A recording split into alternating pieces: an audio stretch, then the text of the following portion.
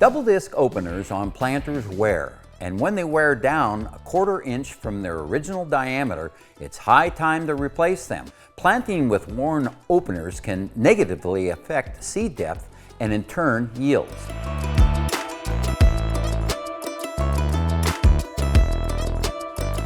Farmer Dean Stevens of Falls City, Nebraska uses a simple hack to help him accomplish this important but often overlooked maintenance chore on planters and drills. Dean says, "My idea eliminates the lengthy process of accurately measuring disc opener diameters."